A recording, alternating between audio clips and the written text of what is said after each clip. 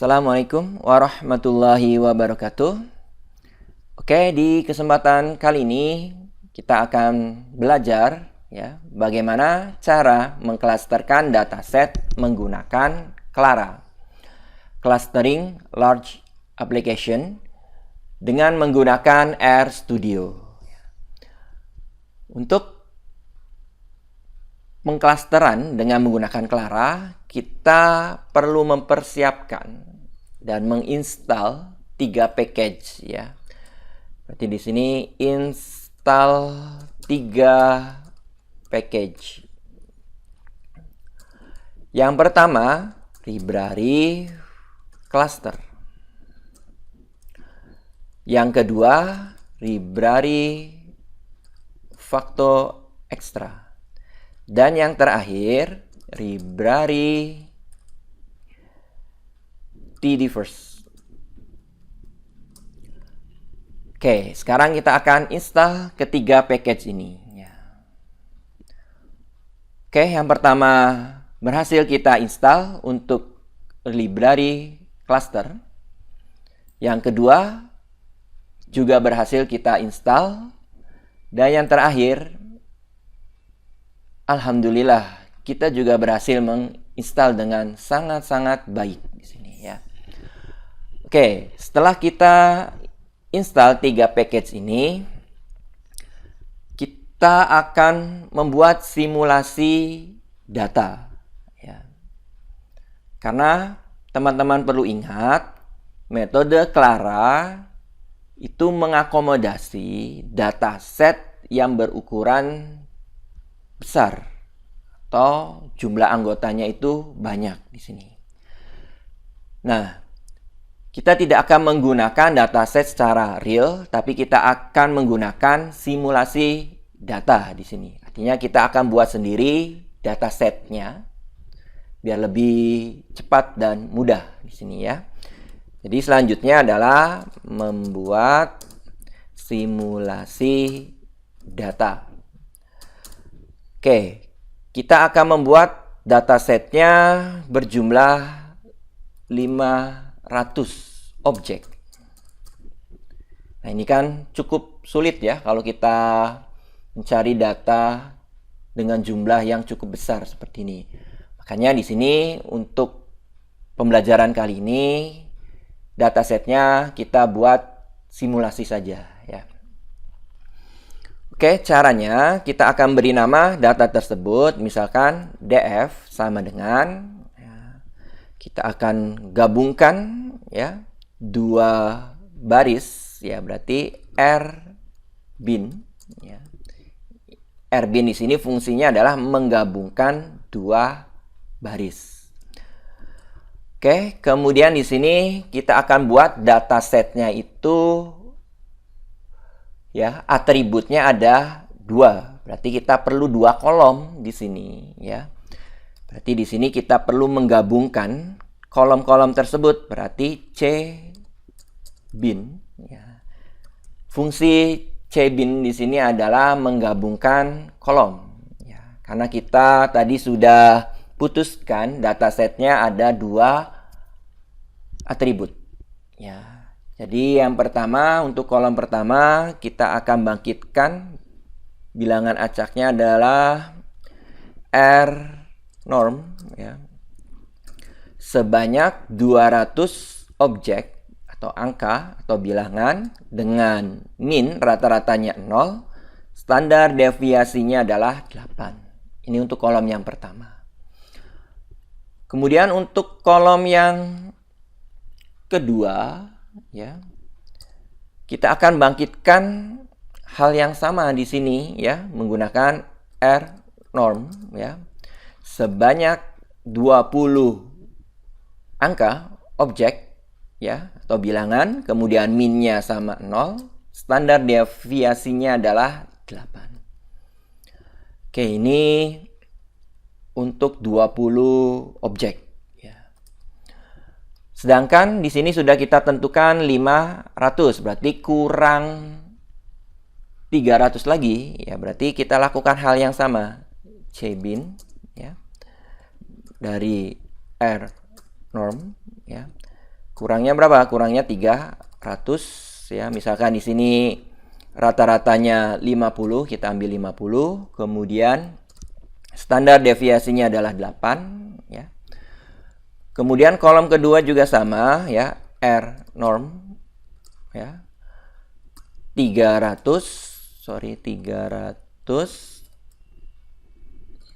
Kemudian standar bukan standar dulu ya. Minnya rata-ratanya 50, kemudian standar deviasinya adalah 8. Oke. Kemudian 200 dan 300 ini digabung dengan R bin ya, dijadikan satu ya. Oke, sekarang kita akan jalankan.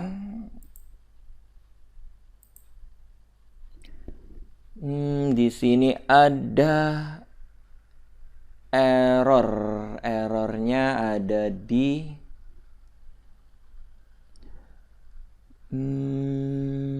error simbol df rbin ya. Rbin norm. Oke, ini kurang koma ternyata ya, kurang koma saja berpengaruh ya. Oke, coba kita jalankan lagi dari sini. Oke, ternyata berhasil ya. Tadi error itu kurang koma di sini ya. Oke, sekarang kita ingin mengetahui hasil simulasi datanya atau melihat hasil simulasi datanya. Tinggal kita panggil aja df. Nah, ini adalah fungsinya untuk memanggil df ya. Nah, ini ya. Kita sudah berhasil membuat simulasi data seperti ini. Oke, ada 500 objek ya, kemudian ada 2 kolom ya atau 2 atribut di sini. Oke, selanjutnya kita akan memberi nama kolom dari df ya dan baris dari df tersebut ya. Karena di sini belum ada nih ya, nama kolomnya belum ada, barisnya juga belum ada. Kita akan beri atau menamakan kolom dan baris pada df di sini. Oke, perintahnya adalah call names sama dengan c kurung buka. Nah, untuk kolom pertama kita akan beri nama x ya, berarti di sini misalkan x. Nah, ini perlu petik 2 ya, karena X di sini adalah karakter ya. Kemudian untuk kolom yang kedua kita beri nama Y. Nah, ini adalah perintah untuk memberi nama kolom pertama X, kolom kedua Y. Ini dikurang di sini ya. Call names dari df-nya, jangan lupa. Nah, seperti ini. Kemudian kita akan beri nama untuk barisnya, berarti row name dari df. Nah, kita akan beri nama barisnya ini S1, S2, S3 dan seterusnya. Berarti kita perlu paste ya, paste 0. Kemudian di sini perintahnya adalah S ya. Kemudian setelah S ini kita akan ikuti dengan angka ya. Angkanya sesuai dengan barisnya, berarti 1 sampai n row dari df. Nah, ini. Oke, sekarang kita akan jalankan ya dari sini. Oke, berhasil call names untuk kolomnya, kemudian row names-nya juga berhasil. Sekarang kita akan lihat ya perubahannya seperti apa. Tinggal kita panggil df sama dengan df, kemudian dijalankan. Nah, di sini ya, di yang paling kiri sudah berubah ya, ini sesuai dengan nama yang kita berikan, S1, S2, S3 dan seterusnya sampai S500. Kemudian untuk kolomnya juga sudah mengalami perubahan nama sesuai dengan yang kita inginkan, X, Y di sini.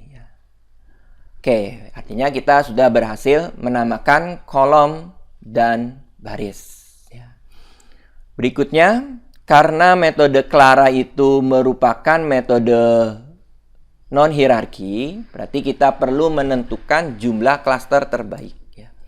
Menentukan jumlah klaster terbaik. Ya, kita gunakan metodenya adalah Silhouette. Ya, metodenya adalah Silhouette. Ya. Oke, perintahnya adalah fviz, ya, nb cluster, ya, ini nb cluster, kemudian dari df, ya, datanya adalah df, kemudian metodenya adalah Clara. Nah, cukup seperti ini ya, karena kalau default itu sudah otomatis menggunakan metode Silhouette. Oke, kita jalankan. Kita tunggu sejenak. Nah, diperoleh ya. Datanya seperti ini ya. Kalau melihat dari tabel ini, bukan tabel, grafik ini ya, kita dapat menentukan jumlah klaster terbaiknya adalah 2 di sini ya. Jumlah klaster terbaiknya adalah 2. Oke, setelah kita menentukan jumlah klaster terbaik, kita akan menghitung Clara ya. Menghitung Clara ya. Oke, di sini kita akan gunakan Clara.res sama dengan ya. Perintahnya adalah Clara, kemudian data yang ingin kita klasterkan adalah df ya. Metodenya adalah metode Clara. Kemudian di sini kita perlu metriknya, jaraknya kita gunakan Euclidean, boleh ya di sini. Matrix ya, matriksnya kita gunakan Euclidean ya. Kemudian di sini ada stand ya. Stand ini adalah standar ya, standarisasi. Kalau kita perlu standarisasi ya nanti tinggal diganti oleh true ya. Kalau tidak perlu standarisasi false ya. Oke, kalau kita perhatikan ya, data ini range-nya itu sama ya, karena ini kan ya sudah kita buat teratur di sini ya, berarti kita sebenarnya tidak perlu melakukan standarisasi di sini. Tapi alangkah baiknya juga ya kita terbiasa dengan menggunakan standarisasi. Berarti di sini stand dari true, kita pakai true di sini ya. Karena tidak semua dataset itu range-nya sama, jadi lebih baik kita menggunakan standarisasi di sini ya. Oke, kalau sudah kita jalankan ya, menghitung Clara. Oke, di sini error. Oke, error di df metode Clara, kemudian tidak perlu menggunakan Clara ya. Ini ada kesalahan. Ya, berarti di sini jangan Clara, tapi jumlah klaster yang kita inginkan ya. Ya, ini seperti ini ya. Kalau sudah kita jalankan, oke, berhasil ya. Karena tadi Claranya di sini ya metode, kemudian ini data yang diklasterkan, jumlah klasternya, kemudian di sini adalah jarak yang kita gunakan Euclidean, kemudian di sini perlu standarisasi atau tidak ya. Oke, berikutnya kita melihat hasil ya, di sini melihat hasil clustering ya. Berarti tinggal print dari Clara.res. Nah, ini adalah perintah untuk melihat hasil clustering. Oke, sini sudah terlihat ya.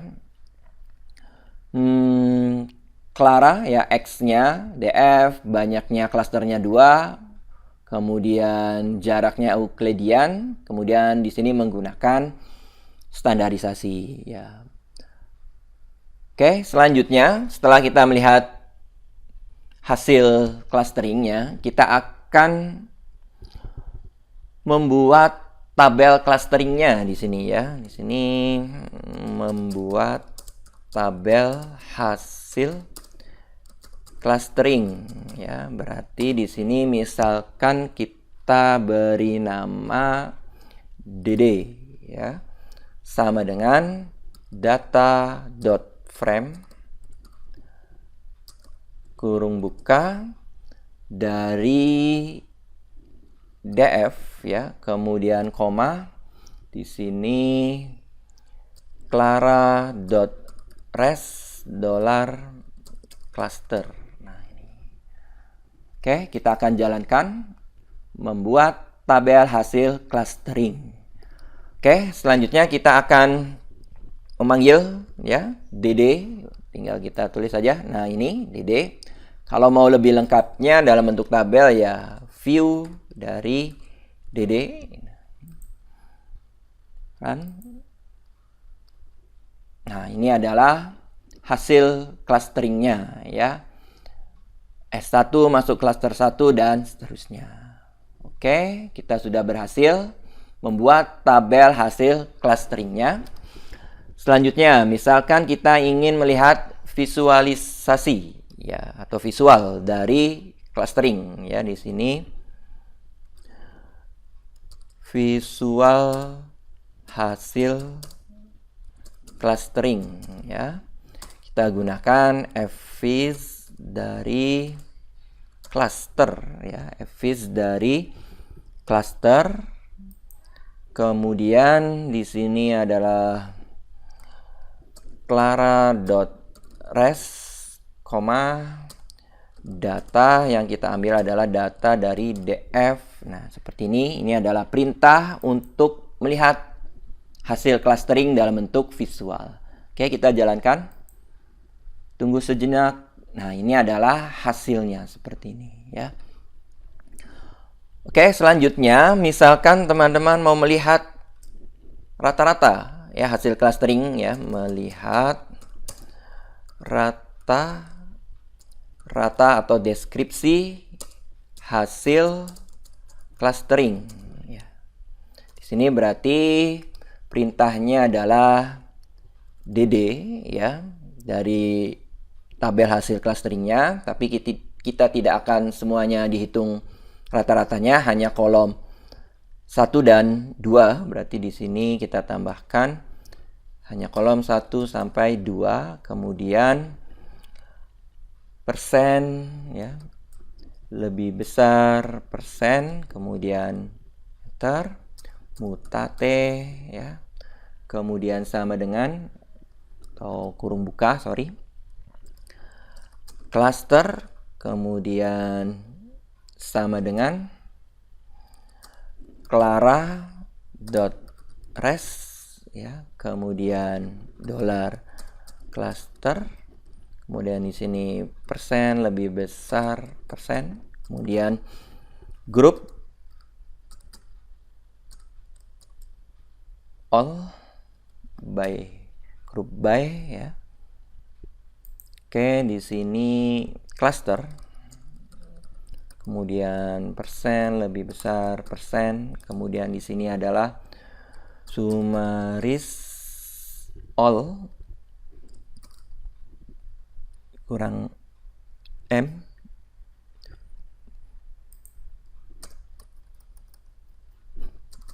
summaries all dari min. Summaries all dari min. Oke, kita akan jalankan. Oke, di sini diperoleh nilainya adalah untuk klaster yang pertama, rata-rata untuk atribut X adalah 0,578, sedangkan rata-rata untuk atribut Y negatif ya 0,376 ya. Kemudian rata-rata untuk klaster yang kedua atribut X 50,4, kemudian atribut Y 49,6. Oke, ini adalah cara mengklasterkan ya dataset menggunakan Clara dibantu dengan RStudio. Oke, mudah-mudahan penjelasannya cukup mudah untuk dipahami dan bermanfaat. Saya akhiri saja. Wassalamualaikum warahmatullahi wabarakatuh.